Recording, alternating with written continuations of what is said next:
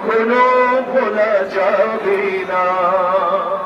আমি উন্মাদ, আমি ঝঞ্ঝা, আমি ভিতিয়ে ধরিত্রীর বলবীর চির উন্নত মানুষের।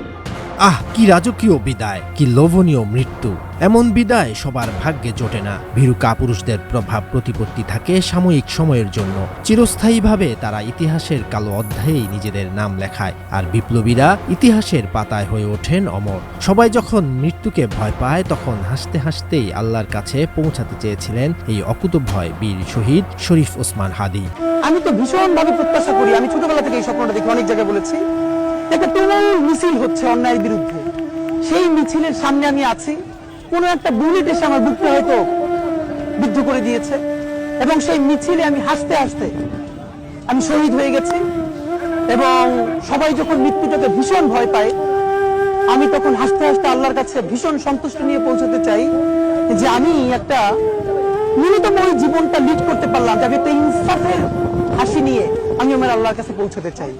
ভারতীয় আধিপত্যবাদ বিরোধী আন্দোলনে সবসময় ছিলেন প্রতিবাদ মুখর। স্বল্প সময়ের মধ্যেই তিনি রাজপথ, ক্যাম্পাস ও সামাজিক যোগাযোগ মাধ্যমে স্পষ্ট রাজনৈতিক অবস্থান নিয়ে আলোচনার কেন্দ্রে উঠে আসেন। আমাদেরকে গুলি করার আগ পর্যন্ত কোনো কিছুটা আমাদের গায়ে লাগে না। যতক্ষণ না পর্যন্ত বুকে বা মাথায় গুলি চলবে, ততক্ষণ পর্যন্ত আমরা কোনো স্ট্রাগল মনে করি না, এবং এক্সট্রা কোনো সিকিউরিটি লাগবে না। শুধু আমাদেরকে যদি কেউ গুলি করে মেরে ফেলে, তাকে যেন ধরে বিচার করা হয়। জান দেব, জুলাই দেব না, এমন স্লোগানে প্রতিজ্ঞা নিয়েছিলেন শরীফ ওসমান হাদী। এই প্রতীক আমরা আমাদের এই যে এখন এক সপ্তাহ রাস্তায় ঘুরবো, আমরা সবার কাছে জিজ্ঞেস করবো যে আপনারা কোন প্রতীকে নির্বাচন আমাকে দিয়ে করাতে চান।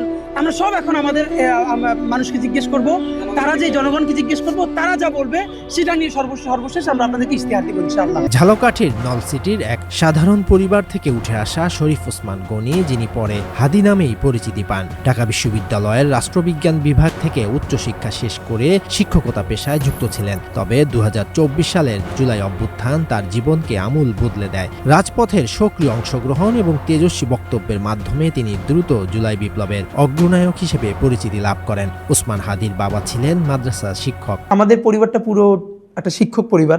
এই জন্য বলা যে আমার আমরা 6 ভাই বোন, আমার আব্বা, তারপরে আমার দুলাভাইয়েরা, এরা তো ম্যাক্সিমামই টিচারের বাইরেও আমার চাচা, ফুপা, এদের প্রায় সবাই শিক্ষক। আবার আমার নানা বাড়িরও আমার খালুরা, আমার মামারা, এরাও প্রায় সবাই শিক্ষক। সেই হিসেবে একদম আমাদের পুরো জার্নিটাই একটা শিক্ষক পরিবারের সাথে শিক্ষক পরিবারে বেড়ে ওঠা। জুলাই অভ্যুত্থানে অংশগ্রহণকারী ছাত্র জনতার অভিজ্ঞতা ও দাবির ভিত্তিতে ওসমান হাদীর নেতৃত্বে প্রতিষ্ঠিত হয় ইনকিলাব মঞ্চ। সংগঠনটির ঘোষিত লক্ষ্য হল সব ধরনের আধিপত্যবাদ ও স্বৈরতন্ত্রের বিরুদ্ধে অবস্থান নিয়ে বাংলাদেশের স্বাধীনতা ও সার্বভৌমত্ব রক্ষা করা এবং ইনসাফ ভিত্তিক রাষ্ট্র ব্যবস্থা গড়ে তোলা।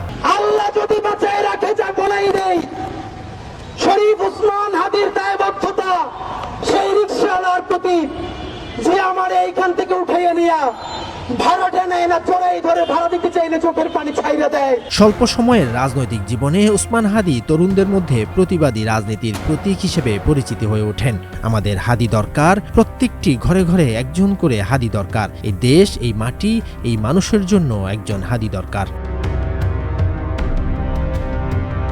শরীয়তুল্লাহ, বৈশাখী সংবাদ।